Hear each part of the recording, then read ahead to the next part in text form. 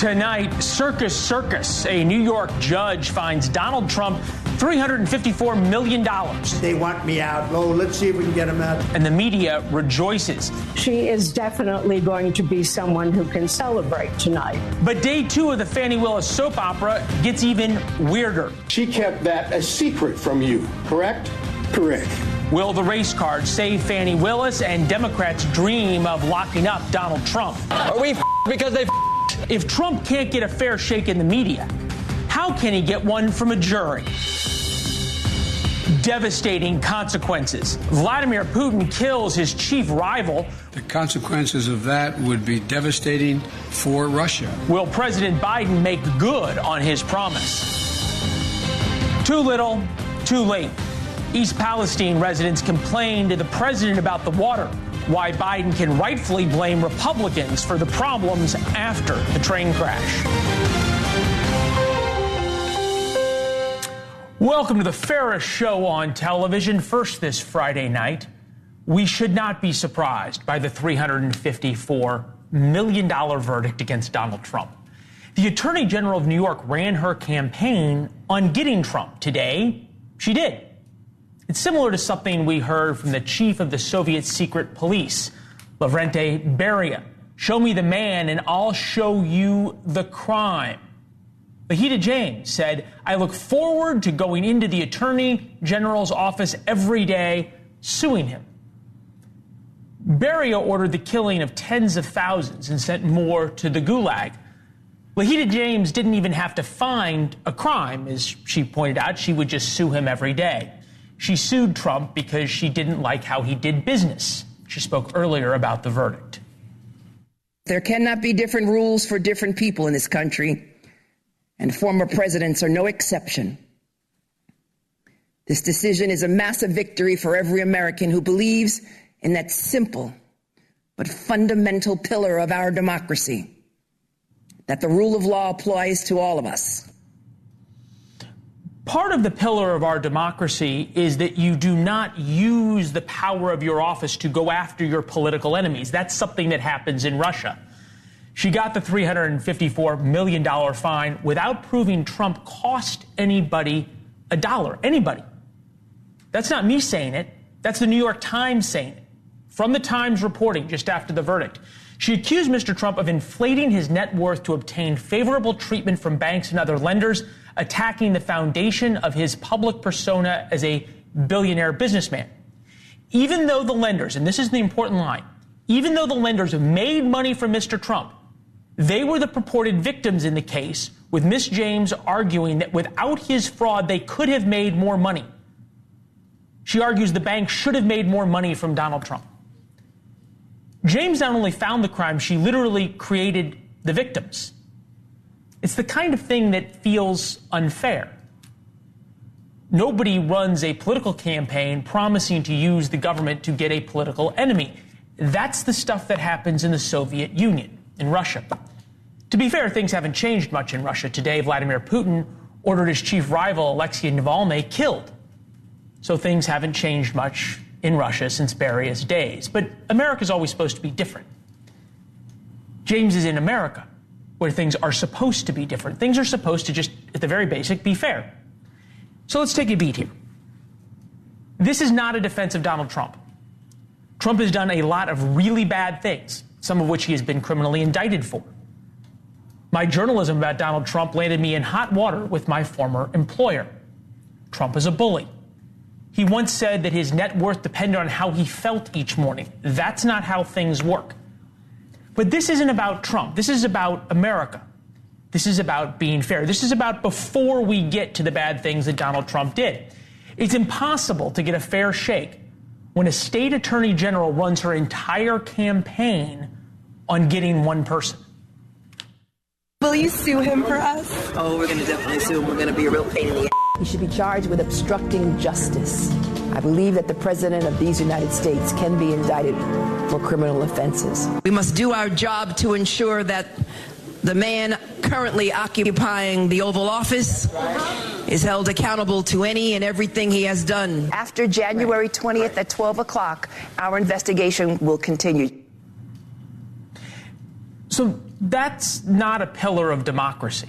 That's not how democracies work. That's not about the rule of law. That's about going after one person. So we shouldn't be surprised New York State's most powerful prosecutor got Trump. To put a pin in this, she got him on civil charges, where the burden of proof is much lower, not criminal charges. Speaking of criminal charges, the case against Trump in Georgia faces the same issue. Not whether Trump did the wrong thing. Objectively, in the Georgia case, he did the wrong thing. He called the Secretary of State and told him to find the votes. That's wrong. But before we can get to that, we have to be fair. In the case of Georgia, it's pretty clear the prosecutor and her boyfriend who charged Trump engaged in illegal, if not unethical, behavior. Clearly unethical, probably illegal. Today, the Fani Willis drama in Georgia got even stranger. Willis became a liberal hero for indicting Trump. Then we learned she had an affair with the prosecutor she hired and paid $650,000 of taxpayer money to help her with the case. Today, Fani Willis's father had to testify that some very suspect transactions between Willis and her boyfriend happened in cash, in her words, because she's black. It's a black thing, okay? You know, I was trained, and most black folks, they hide cash or they keep cash. And thus, you pay your boyfriend back in cash. So now if you question the ethics of prosecutors, it's racist. That's not American either. Love Trump, hate Trump, it doesn't matter.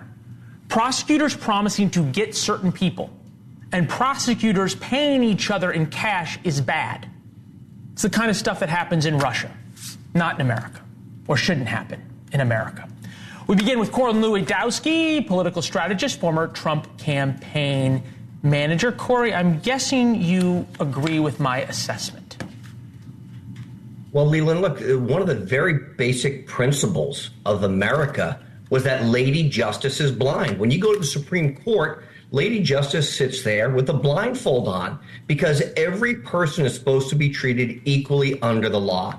And in these two particular cases, which you just outlined, you know, you can agree or disagree with Donald Trump, but nobody thinks that he has had a fair opportunity to present his case here. What we see in the case in Georgia, clearly she testified under oath. She had an extramarital affair with the person who has made $650,000 of taxpayer money.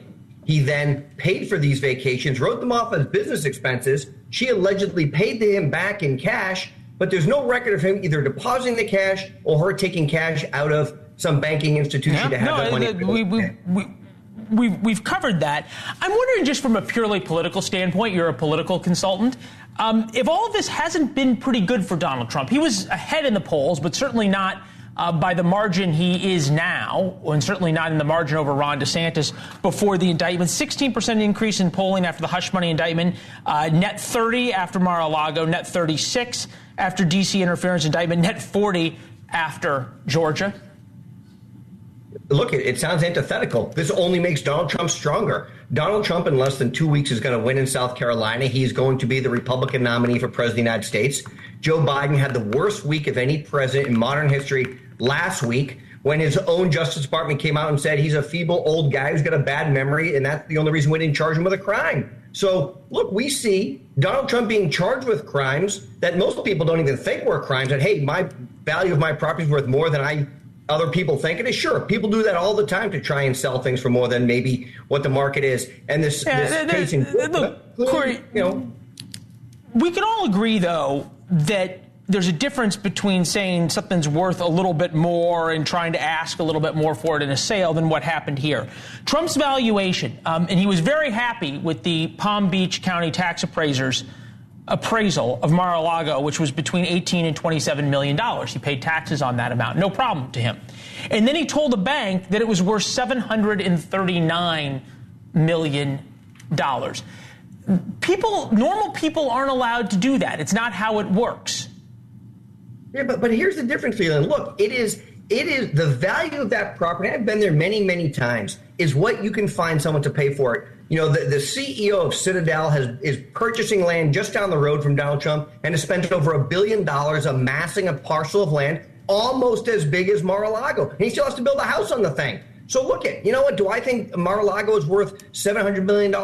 all day long. If I'm the taxpayer, but it doesn't matter on 12 million or 15. Sure, I do, because I want to save my money. But how is that? But how is that? But right. But how is that fair? How is it fair that you've got somebody who's saying to the banks, it's worth this much, okay, and I can sell it for this much, and then he's telling the county, he's telling everybody else, hey, it's only worth $18 million. That's all the taxes I have to pay. That goes to what people don't like about Donald Trump. Yeah, but Leland, here's the thing. These bankers are unbelievably sophisticated. They do their own due diligence. They decide to loan money based on what they determine the value. But Corey, I'm not talking about due diligence. I'm talking about how it looks to voters that you've got somebody who is not paying their fair share and is telling the banks one thing and the tax appraisers another thing. It may look like good business, but there's a reason people don't like businessmen. Well, that may be the truth, Leland, but here's the real thing, right? People don't care how much money Donald Trump's properties are worth, and they don't actually care how much Donald Trump is worth. They care about what's important to them, which is crime, making sure that their families are safe, making sure they can put food on the table. Look, the issue of illegal immigration is the number one issue in America. So does Donald Trump have a net worth of $3 billion, $5 billion, or $500 million? Nobody cares because it doesn't affect their lives. What they care about is having their kids safe, being in a good school system, being able to put food on their table, and stopping the illegal immigrants. Okay. No, I think it's a point well made. People care about themselves, not about anybody else. Hey, Corey, it's good to see you as always. Thank you. We'll talk soon. Thank you. All right. Turn now to Darrell Cohen, former assistant district attorney in Fulton County, Georgia. He's been tracking the case against Trump there. It's good to see you. I appreciate it. You've got a prosecutor here who hired her boyfriend, paid him $650,000 of taxpayer money. And at least he seems to have been untruthful under oath. We don't know whether she has. How is that not? How at this point is that even a decision about whether this rises to the level of prosecutorial misconduct in Georgia? Well, this is not clear-cut. I wish it was. I like, as a former prosecutor and a defense lawyer, to have a very clear-cut situation. Bonnie has testified that she didn't begin to date him until after he was a special prosecutor. To me, that optic is terrible. It's bad for everybody. It's not professional. It may not be unethical, but it's not professional. But it doesn't change. You and I may have... Yeah, you and I may have different definitions of what ethics are, but to me, when you're a prosecutor, you're held to such a higher standard. The power that prosecutors have is enormous. You know this. You're a former prosecutor. You're a defense attorney. I don't understand how the mere appearance of impropriety isn't enough to disqualify somebody. And I'll turn this around. I'm wondering down in Georgia, because, look, there's a lot of people who are very angry at Donald Trump in Georgia, and rightfully so. The phone call with Brad Raffensperger, some of the things he's accused of doing, we have him on tape doing, are horrible. I mean, there's no other ways to say that. I'm wondering if there's not a lot of people who want to see Donald Trump prosecuted who aren't really angry at Fani Willis. Again, it's not simple. I don't like the optics. I think that Fani used bad judgment at best to hire Nathan Wade, whose qualifications were thin at best. But she did it. It's stupid. It may be unethical. It's clearly unprofessional, but it doesn't mean she should be taken off the case. I think that the defense lawyers, some of them did a great job, others not so much, but they had Nathan Wade testifying, and I thought his testimony was not good. I'll be very honest with you. I thought that rather than answer yes and explaining it, he answered yes or no and didn't take away the gravitas from the questions, because if he had answered it and explained it, he would have cut them off at the knees, but he didn't do that. He gave them the opportunity to go on and on. I'm going to play this. This is Nathan Wade. This is Fani Willis's boyfriend talking about trips the two of them went on. The accusations are that some of the money that was paid from the county to Mr. Wade was then used to take Willis on trips. Here's his explanation. Take a listen. You said in the affidavit that you roughly shared travel, though, correct? Yes, ma'am. Okay. So this roughly sharing travel, you're saying she reimbursed you? She did. And where did you deposit the money she reimbursed you? It was cash. She didn't give me any checks. Again, this is what I can't understand, because prosecutors should be held to a higher standard. If you are trying to allegedly be ethical and repay this money so there's no impropriety, why do you do it in the one method that you as a prosecutor know is untraceable in how criminals act? Let me be honest with you. I think this was dumb, dumber, and dumbest. So my guess, and I can't get in either of their heads, but my guess is when they did this, they never, ever expected this type of situation to occur. So they did it, and now they're trying to explain it away. But what I want to know is, how much money are we talking about? 200, 500, 10,000, 20,000? That makes a big difference. But it also makes a difference that it's not traceable, and you have to give credibility or not to each witness who testifies, this is what I did. And when Fani testified, she came in hot, and then she calmed down later. She and Ashley Merchant just went toe-to-toe, and they reminded me of two heavyweight fighters trying desperately to knock the other one out. Ashley Merchant would have won if she knocked out Fani, but I think it was basically a draw, which means to me that I don't think the judge is going to remove her. But the optics are terrible. But it doesn't stop here. It doesn't. It's going to, if she stays, and if Nathan Wade stays, they're going to be under a microscope for everything they do and everything they don't do until this case is over. Well, and probably they should be. You and I we'll talk as it continues. Thank you. Coming up next, will President Biden follow through on his tough talk after Vladimir Putin's #1 rival ends up dead in a Russian prison? And from Trump to Biden to a very defiant, as you heard, Fani Willis, our body language expert, will tell you what they were really saying.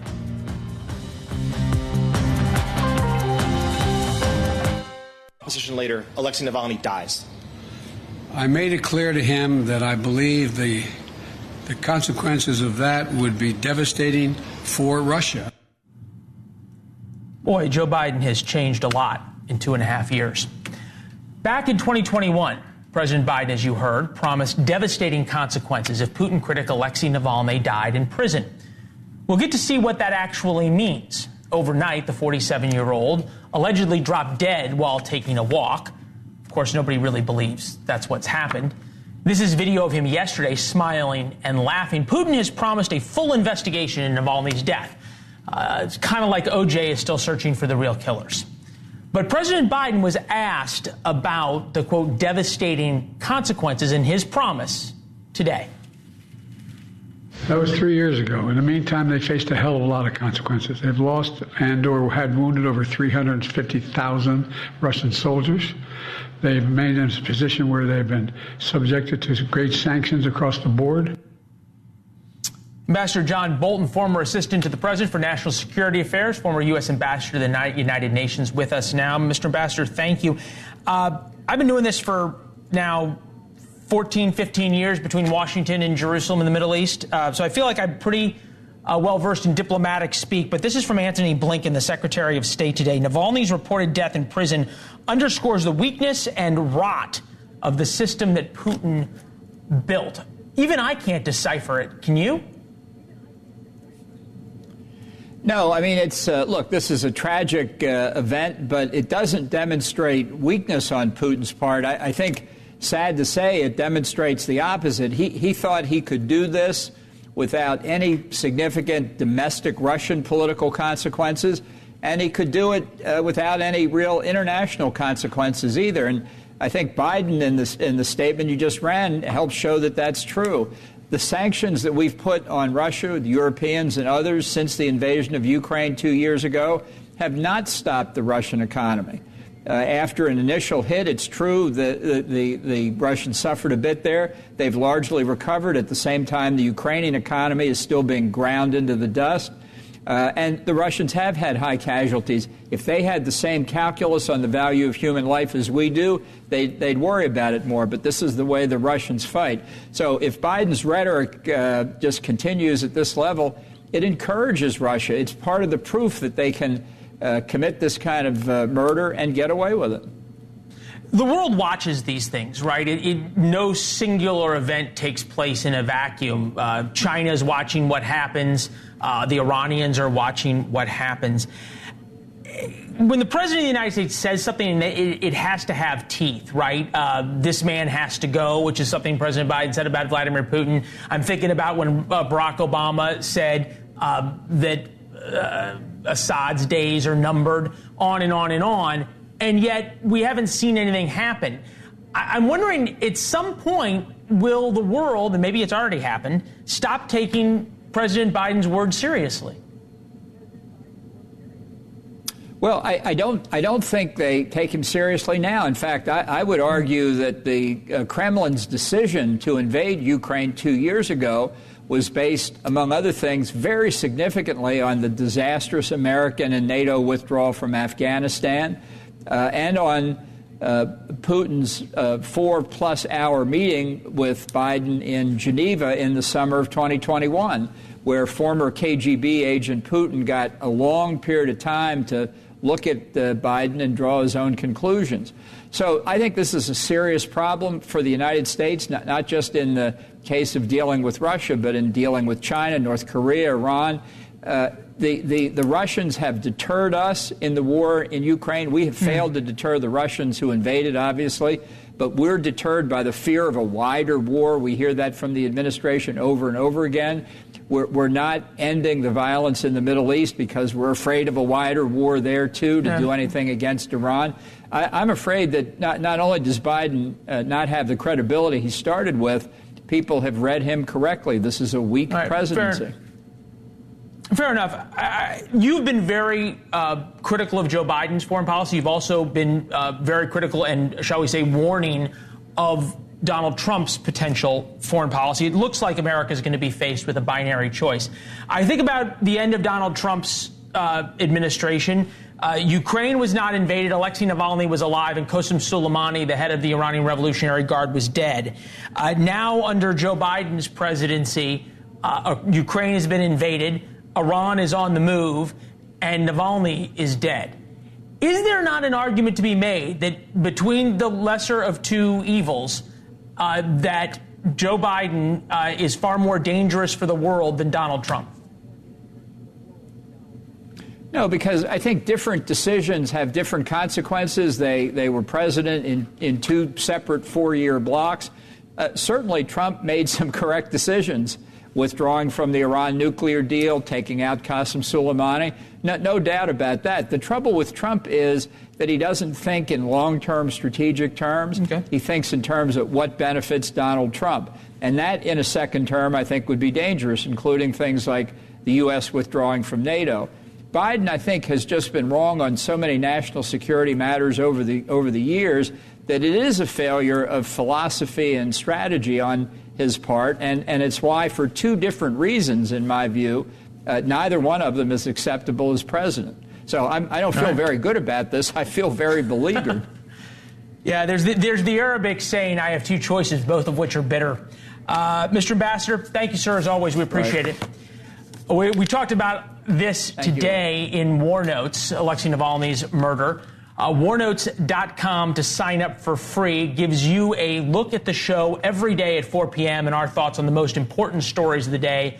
Warnotes.com and subscribe for free. President Biden today appeared to have trouble controlling his emotions and losing his train of thought when talking about Vladimir Putin. He said if an ally did not pay their dues, he'd encourage Russia to, quote, do whatever the hell they want.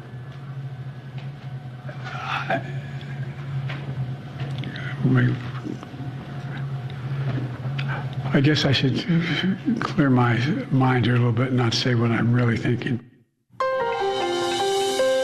Scott Rouse is here to break it down on tonight's Body Talk.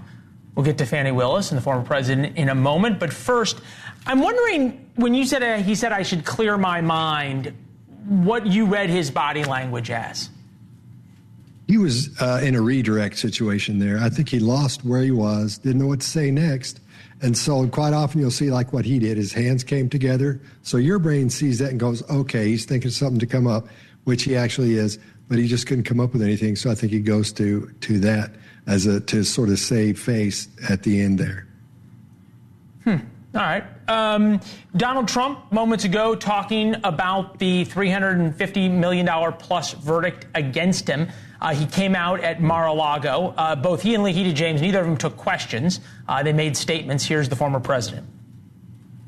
They want me out. Oh, let's see if we can get them out. These are radical left Democrats. They're lunatics, and it's election interfering. Does Donald Trump's body language ever really change?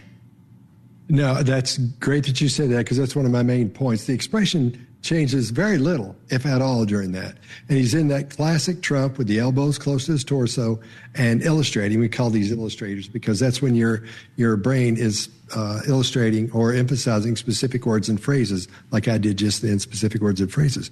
So when you see that happening, he's focused on what he's saying because they're landing where they should on each word. And if they didn't, we'd know he had some inner dialogue going on up there where he may be thinking about what's coming up next or have something else going on there as far as inner dialogue, something that he's thinking about.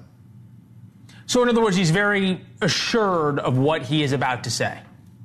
Oh, yeah, that comes from the anger there that we're seeing as well, because he's frustrated and he's angry. And that's the expression we're seeing, a combination of frustration and anger in his face. All right. I think it would be fair to say Fani Willis yesterday was frustrated, angry, defiant, all of these things. Here she is in the beginning of her testimony being questioned by one of the defendants in the Georgia's case's attorneys. Take a listen. So let's be clear, because you lied in this. Let me tell you which one you lied in. Right here. I think you lied right here. No. This is the truth, Judge. It is a lie. It is a lie. I feel like she's not really used to being the witness there. Correct. She's not used to a lot of pushback. So that's what I think triggers her to anger. But she's had a lot coming up to that point, a lot of pushback coming up to that point. And these are all, like you were saying, they're classic cues of anger and frustration here. And we're seeing some contempt as well. How do we read, though? I get cues of frustration and anger. And this, I think we should acknowledge, and we appreciate your expertise. This is not an exact science, but how do we figure out whether it's cues of anger because she's being accused of doing something wrongly, which triggers a real anger and a just anger inside for people, versus an anger that she's being questioned and an anger at being caught? There are two or three things you can look at, but you have to look at the information, the intake of the information as a whole. And you have to have a complete picture of it. So the only thing body language experts can do are tell you what they see in the behavior they're witnessing right then. Unless, of course, it's in an interrogation and you've gone through a couple of hours of dealing with the person, you get a baseline on them, and you get a pretty good idea of where they're headed. But this frustration and anger we're seeing, I think, is a combination of both. She's mad because of the pushback, and she's frustrated because she can't wiggle her way out of this. Fascinating. Scott, thanks for the time. We appreciate it. Have a great weekend. Thank you. You too. I appreciate it. Fascinating conversation. Coming up next, what a difference a day makes. Champagne bottles popped over the Trump verdict, while apologists do their best to make Fani Willis look like the victim. The media gymnastics when we come back.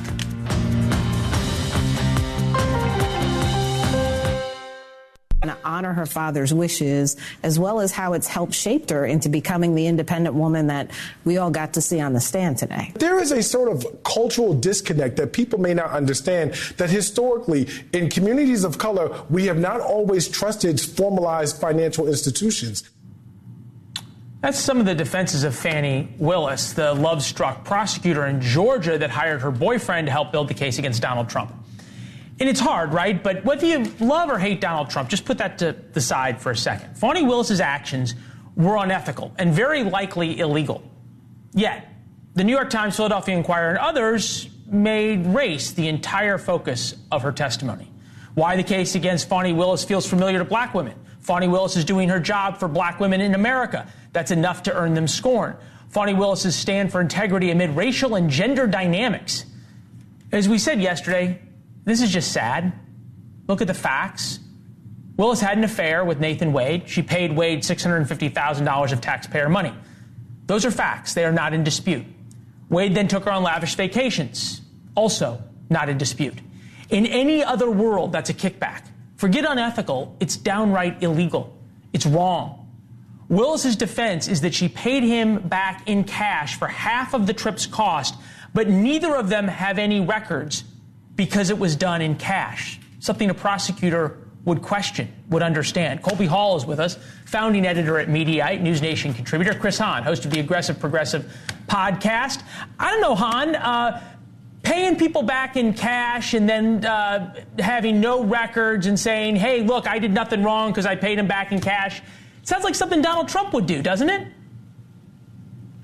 Look, I'm not going to mince words. I don't think it looks great for her. Whether or not this prejudices the defendants in this case and requires the entire prosecutor's office of Fulton County to be, disqualified, I don't think that happened either. But no, it doesn't look good. I think she's got a major political problem, but it's a problem for the voters and maybe a problem for the ethical panel within Georgia. It's not necessarily a problem in the case. And I think the media, I mean, we watched a lot of it, right? It was on all the time. Let me talk to Colby. Let me talk to Colby about the media part of this. Fani Willis, I feel like, to borrow a phrase, could shoot somebody on Fifth Avenue, and the New York Times would write a story about the unreliability of eyewitnesses because of race. I mean, it's a fair point. I mean, just my perspective is that she seemed angry, and it was authentic. This story is a strange one, made stranger by the media's coverage of it at every turn.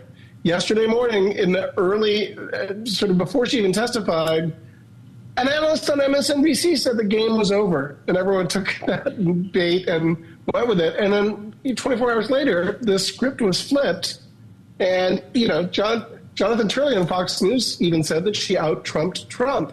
So she changed the narrative, and I think what we see is that it's too early to say. And it was fascinating TV. It was a soap opera. But the media didn't help themselves. Okay, so I'm going to play a shot from Jeffrey Toobin, who has his own issues on CNN, but here he is. Thankfully for all of us, not on Zoom. Take a listen. So what? Suppose they had this relationship. Suppose they lied. Why does that disqualify them in this proceeding? Chris, this is what I don't understand. For people who talk about the rule of law and integrity in the system and all of these things, which are important, which are American values, how can you defend prosecutors who lie? That is fundamentally unfair and unjust to any defendant. Well, you got to split it, right? Is this disqualifying in this case? No, you do. You do. The law in the state of Georgia requires that for there to be a conflict of interest, the prosecutor must benefit financially by the conviction of the defendant, not because she hired a boyfriend. That is for the state ethics panel to investigate, not the court. How is it possible, though, that it's okay for a prosecutor to hire somebody who commits perjury? Okay, which Nathan Wade apparently did on his divorce papers by saying he wasn't involved in an affair. And this is what I can't figure out, Colby. Like, this goes to the very fundamentals of sort of just a justice system that especially the New York Times and MSNBC and everybody else is so invested in. But if the justice system is going after Donald Trump, then all is fair in love and war, literally. It's a fair point. I think we're confusing two things. There's opinion pieces that are not bound by journalistic standards that will go to bat for whomever partisan side, whether that's going to bat for Trump on conservative media or the New York Times, sort of lamenting the plight of the powerful black woman. But the headlines we weren't. I'll leave it at this. But the headlines that we read, at least some of them, were not opinion pieces. They were reporting pieces in the Times and others. Gents, it's good to see you. Enjoy the weekend. We'll hopefully we're not getting snow in New York. We're getting a bunch here in D.C. Coming up next, Biden finally sets foot in East Palestine, Ohio, the town that's come to represent every small town forgotten by Washington. Many residents say, though, the presidential visit is a little, too late.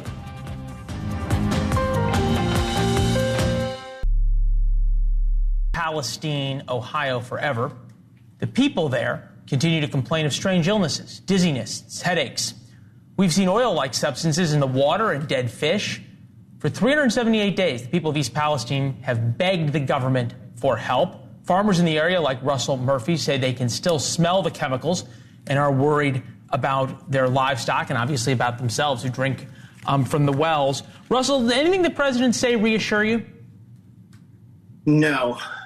Leland, he showed up here with his hands in his pockets. We heard that there's grant money for universities to continue to tell us what's going to be wrong with us in years to come. Still no, signed declaration of an emergency or a disaster. Still no low interest or forgivable home loans for people that want to get out of this toxic mess. Nothing on lifetime health care or medical monitoring. Wow. Russell, I hate to... We got nothing. Help me understand this. And I'm wondering how much this is political versus Washington against everybody else. Because J.D. Vance, the Republican senator, has not done much for y'all. He's been way too busy running for vice president than to push anything through the Senate or to advocate for meaningful help for East Palestine, some of the things you laid out. The Republican congressman who represents East Palestine, he left Congress in the middle of his term to take a very high-paying job at a university. Is this about Democrats, President Biden abandoning you, or is this just about everybody from Washington, the elites, if you will, abandoning East Palestine? Another thing, Leland, I tell you what, I love this country, but I hate our government. We're being abandoned left and right. My daughter goes to that school. She commutes daily, where now Johnson is getting his $750,000 a year salary. And, again, we're stuck here with nothing. I feel for you. Is there any hope? What do you do? 6th District congressional seat, Dr. Rick Chai, he's running. Let's make some things happen. Vote the guy in. We got to quit voting donkey. We're a red state. We did our part. Trump was here, our true president. He brought stuff. Before he showed up, he sent a semi-truck with things and plus his compassion. Joe, at the end of the speech there, I don't know if you remember. Russell, I apologize. We got to run. We're thinking about you, though. We're going to keep checking in. We won't abandon you. We'll talk soon, all right? I understand why you're angry. Thank you. All right. Americans' institutions of higher learning, they're supposed to teach tolerance, how they started promoting hate when we come back.